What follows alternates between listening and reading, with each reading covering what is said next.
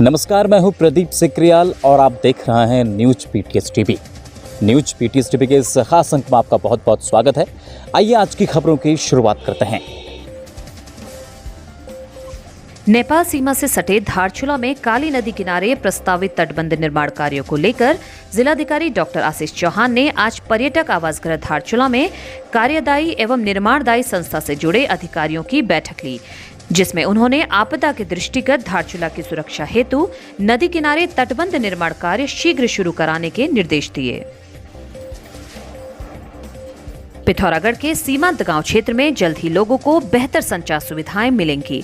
जिले में नेटवर्क विहीन गांव क्षेत्रों को चिन्हित कर संचार व्यवस्था को सुदृढ़ करने की कवायद तेज कर ली गई है। आज यूएसओएफ भारत सरकार से आए एडमिनिस्ट्रेटर, इंफॉर्मेशन टेक्नोलॉजी के निदेशक एवं जिलाधिकारी ने धारचूला स्थित पर्यटक आवास गृह में संचार व्यवस्थाओं से जुड़ी प्रमुख कंपनियों के पदाधिकारियों के साथ बैठक करते हुए जरूरी दिशा निर्देश दिए।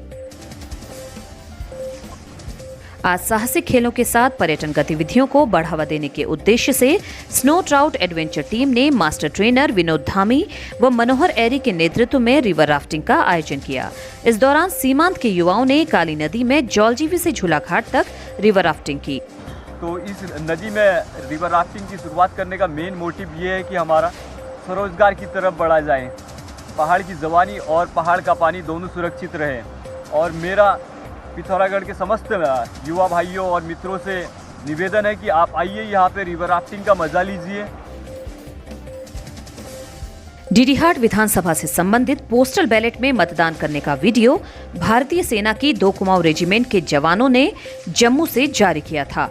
पुलिस ने जवानों की पहचान कर ली है।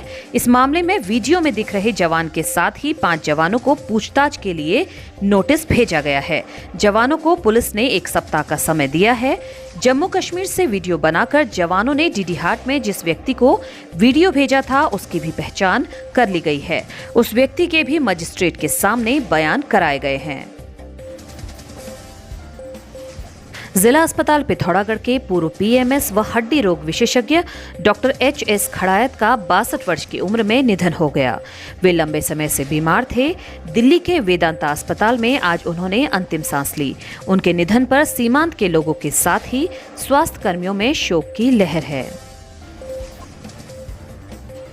कनाली छीना के ढटकोला मातोली गांव के ग्रामीणों ने बदहाल नेटवर्क से परेशान होकर आइडिया, वोडाफोन संचार कंपनियों के खिलाफ प्रदर्शन किया। कहा, एक तरफ डिजिटल इंडिया की बात चल रही है, वहीं दूसरी ओर ग्रामीण नेटवर्क से परेशान हैं। मदकोट में करोड़ों की लागत से बना पर्यटक आवास गृह 4 वर्ष बाद भी शुरू नहीं हो पाया है। आलीशान आवास गृह अब लावारिस शव रखने का अड्डा बना हुआ है। गोरी नदी के तट पर खूबसूरत पर्यटक आवास गृह बनाया गया है। उम्मीद थी कि क्षेत्र में आने वाले पर्यटक आवास गृह से गोरी नदी घाटी के विहंगम दृश्य को देख सकेंगे, लेकिन यह उम्मीद 4 वर्ष बाद भी पूरी नहीं हो पाई है। पर्यटक आवास गृह बनाने के बाद से ही इसे लावारिस हालत में छोड़ दिया गया है, जिसका फायदा अराजक तत्वों ने उठाया। आवास गृह में लगी तमाम सामग्री अज्ञात चोर उड़ा ले गए हैं। भवन को जगह जगह से क्षतिग्रस्त कर दिया गया है। बंगापानी के मैथिली भटभटा देवलेक गांव के ग्रामीणों हेतु पानी की टंकी क्षतिग्रस्त होने से ग्रामीण पेयजल की समस्या से जूझ रहे हैं। ग्रामीणों का कहना है, प्रशासन से बार बार गुहार लगाने के बाद भी उनकी कोई सुध नहीं ली जा रही है। तहसील बंगापानी के ग्राम सभा डोलमा राप्ती के वन पंचायत बुर्थी तराली में उत्तराखंड के राज्य वृक्ष बुरांश की अंधाधुंध कटाई का मामला प्रकाश में आया है। ग्रामीणों ने प्रशासन से बुरांश की अंधाधुंध कटाई पर रोक लगाने की मांग की, अन्यथा उन्होंने आंदोलन की चेतावनी दी है। नेपाल सीमा से लगे पंचेश्वर घाटी क्षेत्र के सेल गांव के जंगल में चल रहे अवैध कटान के बीच वन विभाग को बड़ी कामयाबी हाथ लगी है। वन विभाग ने क्षेत्र से करीब 4 लाख की लागत की इमारती लकड़ी बरामद की है। हालांकि तस्कर अभी फरार चल रहे हैं। टीम क्षेत्र में लगातार दबिश दे रही है।